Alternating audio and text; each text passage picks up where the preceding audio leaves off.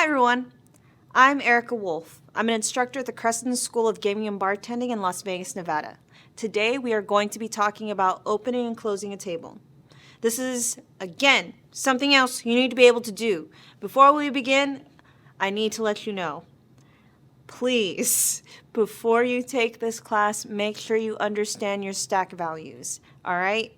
This is going to be the same thing when it comes to your fills and credits. Usually when you have a fill or a credit come in, you have everybody sitting there watching you do it, and you have to count all the checks that are in front of you.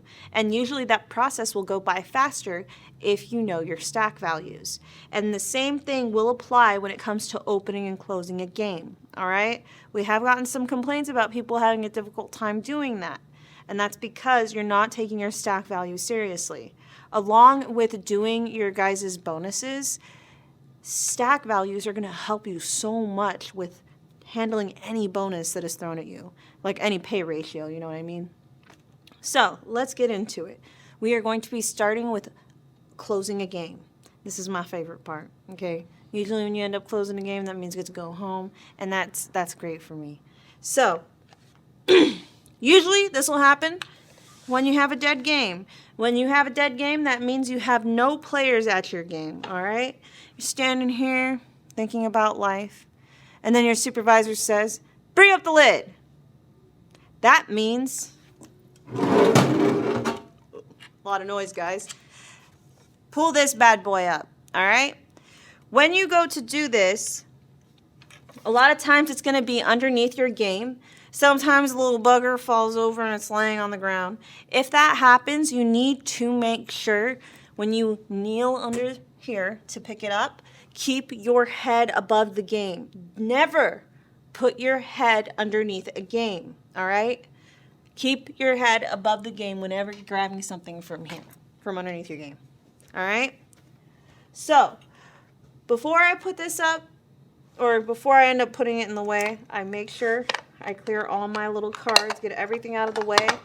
A lot of times, casinos will want you to put your shoe underneath the game. The reason for that is to avoid anyone from taking it off of the game. So, usually your cut cards will be put with your shoe or inside of your rack. So, shoe underneath the game.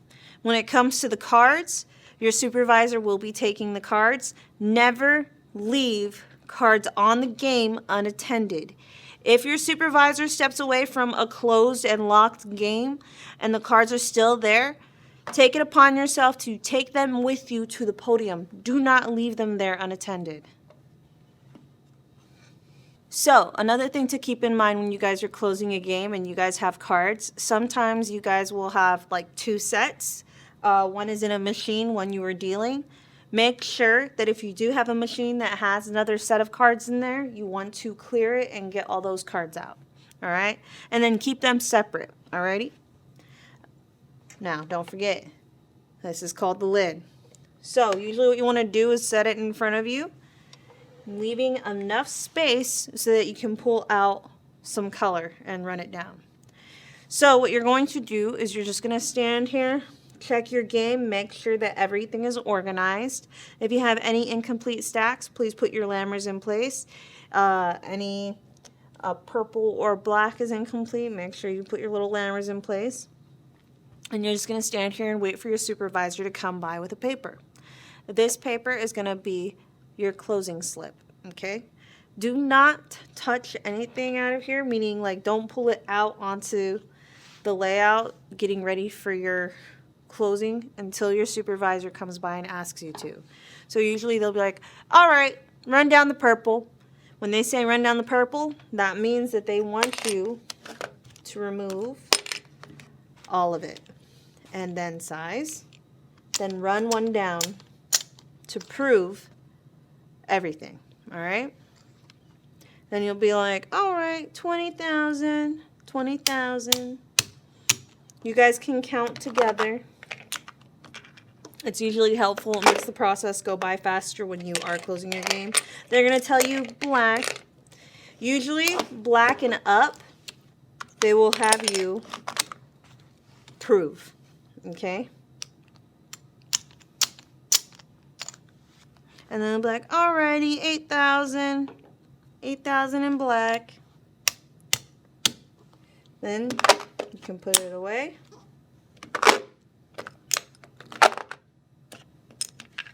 Yeah. And then they're going to ask you the amount of the rest of the colors.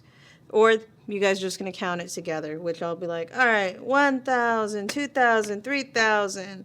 Then we got 400, 745 in red. And then we will probably like round the dollars depending on your casino. And then once they have filled it out, they're going to hand you a closing slip, okay? It's going to say opening and closing or just closing. Most of the time it'll say like closing, and it'll say closing right here and then opening at the bottom. You'll see it when you get there, all right? Main thing is when you sign this paper, closing, all right, is where you're going to sign next to, okay? If it says dealer closing, you're going to be in that section. Make sure you're signing the right paper, all right? And you're going to confirm the information that the supervisor has written down, meaning the date, the game, the table number, and the amount of each color in this rack, all right? So you're going to have to do all the purple, all of the total amount of the black, green, red, then white. And then there's going to be the total at the end. You need to make sure all of that is correct. If any of it is incorrect, inform your supervisor and they will make another one of these and rewrite it. They probably won't have you write anything down again, but they will have to rewrite this slip, okay? They make mistakes. Everyone makes mistakes. Do not feel bad correcting them. I've had someone who I trust so much. He was off by like $600. You know, like people get tired. So always double check, because once you sign that paper, it's going to be right there to show everybody that you signed the paper that was wrong. All right. So I confirm all the information, making sure I sign the proper area. And then there's going to be 2 copies. All right. 1 copy is going to be going in your rack. The other copy is the one that's going to be getting dropped. Now, sometimes the casino may have another supervisor sign this, and they have you wait to have them double sign this and then lock your game. But it just depends on your casino. At the end of the day, when you have these, you're going to have 2 of them. One goes in your rack. The other one is going to be dropped. Okay? So dropped right there in the little drop box where you put the cash.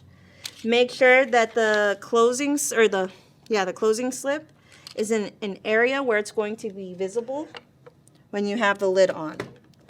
All right? So then you guys are going to put the little lid on like that. You're going to see some little latches right here. All right? And then your supervisor or pencil is going to come by and then lock the game. Something else I want you guys to keep in mind is a lot of the times in these tubes you will have 3 stacks, and sometimes it's very close to where this will lock. And if you have the stack too close to the little lock area, one of these lammers might slip in there and cause it to where you can't lock your game, or the chips will block it, or checks will block it to where you can't actually lock the game. So it's completely okay to move a stack over in a different area so that it's easier to lock the game. You'll just fix it once you open the game back up. All right? So your pencil or your supervisor is going to lock this game, and then they're going to shake the lid to make sure that it actually latched shut and it's locked. All right? And then you, the dealer, are going to be doing the same thing. Make sure it's locked, all right? Do not leave the game until you have actually made sure this was locked, all right? As soon as you've done that, you're good to go home. Well, actually, no. Just go to the podium, talk to your pencil. They'll probably send you to another game, or they'll send you home. And they'll probably end up taking this. And if they don't, you'll go take it to the podium with you.